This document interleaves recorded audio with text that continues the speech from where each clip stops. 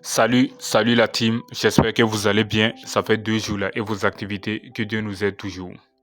Comme vous avez vu le titre de la vidéo, il a tué l'Hokage et on l'a applaudi. Oui les gars, il a tué l'Hokage de sang-froid sous les yeux de toute la nation Shinobi.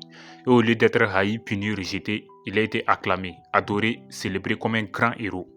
Mais comment en est-on arrivé là? Pourquoi est-ce que dans l'univers de Naruto et Boruto, on glorifie parfois ceux qui ont commis l'irréparable?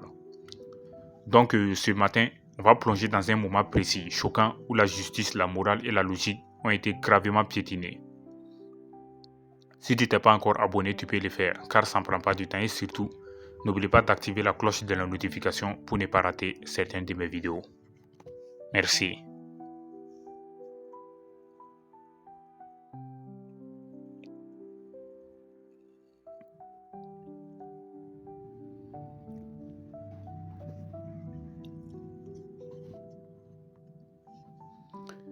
Ici, on parle bien de Kawaki, un jeune garçon au passé douloureux, adopté par Naruto Uzumaki lui-même. Naruto l'a nourri, protégé, aimé comme son propre fils. Et pourtant, c'est lui que Kawaki a choisi d'anéantir totalement, pas symboliquement, physiquement. Kawaki a scellé Naruto dans une dimension parallèle, dans un cercueil temporel, le condamnant à une stase éternelle. Il a supprimé l'Hokage. Et ce n'est pas une attaque sous l'emprise de la colère. Ce n'était pas un accident, c'était froid, calculé et planifié les gars. Et ce jour-là, le village a été gravement bouleversé. Sarada a été choqué. Boruto a tout fait pour empêcher ce geste, mais malheureusement, il n'a pas pu. Mais Kawaki était là jusqu'au bout. Et aujourd'hui, il est présenté comme le sauveur du monde shinobi. Il est celui que les gens écoutent, celui que certains vénèrent. Alors, on pose la question, comment peut-on en arriver là? Comment un résisté devient-il un héros? Et est-ce qu'on ne fait pas la même chose dans la vraie vie? Kawaki n'a pas tué Naruto par la haine. C'est peut-être ça, le plus effrayant les gars. Il l'a fait par logique tordue, par amour dévié, par volonté de le protéger.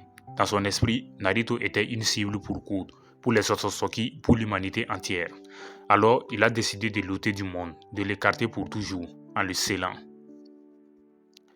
Ce qu'il n'a pas compris, c'est que protéger quelqu'un contre sa volonté, c'est déjà une trahison. Naruto n'a jamais demandé ça les gars.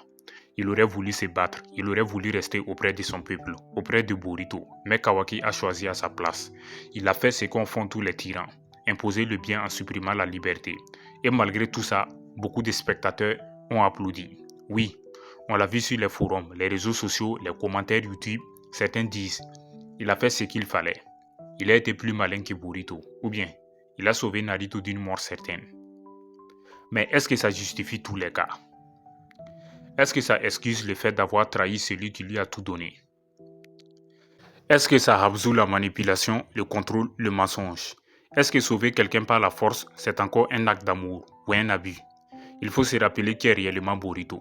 Naruto, c'est le symbole de l'ère de la paix. C'est celui qui a brisé les chaînes du destin, celui qui a offert une chance à tous, même à ceux que tout le monde rejetait, comme Gaara, Obito, Nagato et Sasuke Uchiwa. Et c'est ce même Naruto qui a tendu la main à Kawaki, pas comme une arme, pas comme un outil, mais comme un fils, comme une âme à guérir. Et comment Kawaki l'a-t-il remercié? En l'effaçant du monde des shinobi. Mais ce n'est pas tous les gars.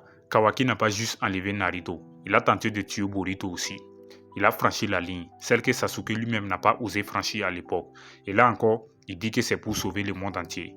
On retrouve ici un schéma bien connu dans la fiction et dans l'histoire réelle. J'ai détruit pour reconstruire. Je tue pour sauver, je sacrifie aujourd'hui pour demain. Mais quand cette logique devient l'excuse pour tout, alors on entre dans le fanatisme. Et Kawaki, aujourd'hui, je peux dire que c'est un fanatique de la paix imposée. Il veut un monde sans Otsutsuki, sans guerre, sans chaos. Et c'est là que la phrase prend tout son sens. Il a tué l'Hokage et on l'a applaudi. Parce qu'on a oublié la valeur de l'humanité. Parce qu'on est fasciné par la force brute, par les décisions radicales. Parce qu'on est prêt à tout pardonner. Tant que le résultat est très efficace. Mais Boruto, lui, a tout à fait compris. Il a été trahi, rejeté, calomnié. Mais il ne trahit pas ses principes. Il ne tue pas pour être aimé. Il se bat pour restaurer la vérité, pour sauver à la fois le monde et l'âme de ceux qui l'aiment.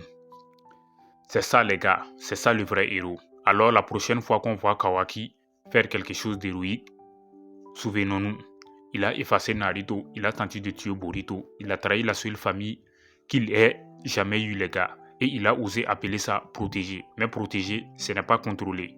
Aimer, ce n'est pas imposer. Et être un héros, ce n'est pas trahir. Et vous pensez vraiment qu'on peut encore pardonner ça? Est-ce que Kawaki mérite sa place comme sauveur?